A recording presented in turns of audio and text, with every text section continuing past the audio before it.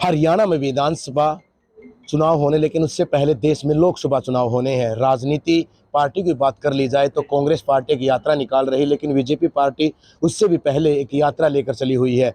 किस तरह की तैयारियां हैं, किस तरह की जो अब की बार है बीजेपी पार्टी लोगों के बीच जाएगी, हमारे साथ बीजेपी पार्टी के नेता और पहलवान योगेश्वर दत्त हैं। सर, सबसे पहले तो लोकसभा चुनाव की तैयारियां कैसी हैं, क्योंकि कांग्रेस पार्टी ये दावा कर रही है कि अब की बार हम सेंटर में भी और हरियाणा में सरकार बना रहे हैं।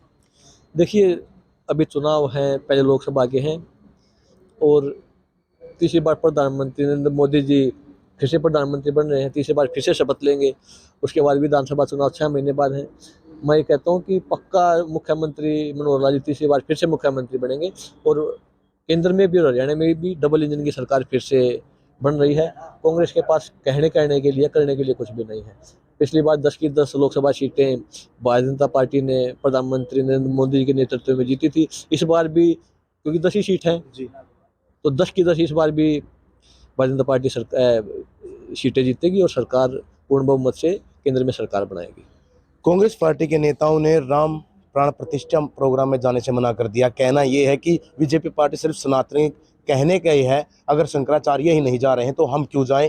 कहाँ देख रहे हैं देखिए, उनको तो जाना ही नहीं था, क्योंकि उन्होंने भगवान राम को कभी मानना ही नहीं। वो तो कभी से भगवान राम को काल्पनिक कहते आए हैं।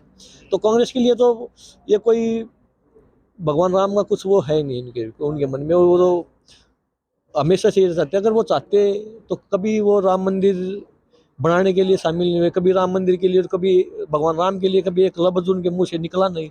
अब उनको ये मौका मिला है कि भाई कोई शंकराचार्य जी हमारे जो चार वो नहीं जा रहे, तो साथ में वो उनके कदम से कदम इन्होंने मिला दिए। इनको तो पूरे भगवान राम के बारे में ये तो कभी उसके बारे में पढ़ना सुनना ही पसंद नहीं करते। योगेश्वर जी ये कह रहे हैं कि सिर्फ बीजेपी पार्टी राम के नाम से लोकसभा चुनाव है तो वोट मांग रही है।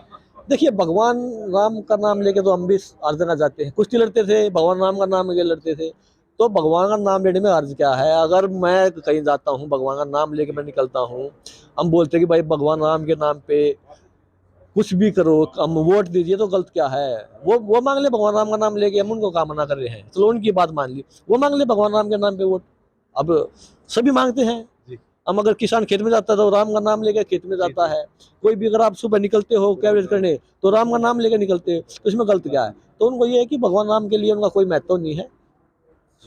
योगेश्वर जी, एक खेल भारतीय कुश्ती संघ विवादों में रहा है पिछले 1.5 साल से, उसे कहाँ देख रहे हैं। पहले जो कमेटी बनी उसमें आप भी शामिल रहे। पहले ये आरोप लगे कमेटी ने जांच रिपोर्ट सही नहीं सौंपी, उसके बाद चुनाव हुए, चुनाव में नया संगठन तैयार हुआ, उसका विरोध खिलाड़ियों ने कर दिया। योगेश्वर साक्षी ने तो त्याग पत्र तक देख दिया। इस पूरे विवाद को आप कहाँ देख रहे हो, क्या कहना। देखिए, इस पूरे विवाद को मैं अगर आप फाइनल वो देखते तो कुश्ती के बुरे समय में देखता हूँ, कुश्ती की बर्बादी को मैं इसमें देखता हूँ। पर हम चाहते हैं कि जल्दी 1 साल हो चुका है, जल्दी से जल्दी कोई हल निकले और कुश्ती फिर से अपने पुराने रंग में आए। जैसे लगातार 4 ओलंपिक में मेडल जीते हैं, अभी पेरिस ओलंपिक है अगले साल, इसी साल अगले साल तो क्या है क्योंकि 2024 में ही है। और हम मानते हैं कि इस बार हमारे पहलवान थोड़ा प्रेशर में हैं, वो कंफ्यूज हैं, फिर भी अच्छे तरह खूब ट्रेनिंग करें और देश के लिए मेडल जीतने का काम पेरिस ओलंपिक में करें। एक संजीवनी बूटी का काम, कोई पहलवान ओलंपिक मेडल जीतता है तो कुश्ती के लिए संजीवनी बूटी होगी। एक पदक वापस हो रहे हैं सर। जो खिलाड़ी पहले बड़े धरने सीनियर धरने बैठे थे, अब जूनियर धरने पे बैठे हैं। हरियाणा का नाम होता था, आपको भी याद होगा, आपका समय था, उसके बाद हरियाणा का नाम सिर्फ पहलवानों में होता था। आपको नहीं लग रहा कि पीछे जा। देखिए, गलत चीज़ में पीछे गया है जो ये प्रकरण हुआ है, ये बहुत दुखदायी हो, खासकर मेरे लिए भी। कभी सपने में नहीं सोचा कि इस तरह के ये चीज़ें कभी हमारे देखने में आएंगी और कुश्ती की इतनी बुरी दुर्दशा होगी। पर यही है कि मैं तो ये कहूँगा कि जल्दी से जल्दी इससे निकलें। खेल मंत्रालय से अनुरोध करूँगा कि जल्दी से कोई ऐसा स्तर निकालें कि दोबारा फिर से कुश्ती अपने पुराने रंग में आए और अच्छी तरीके से कुश्ती की कार्य प्रणाली चले। योगेश्वर जी, आखिरी सवाल, अब की बार विधानसभा से या लोकसभा से। देखिए, जो भी पार्टी फैसला करेगी वहीं से।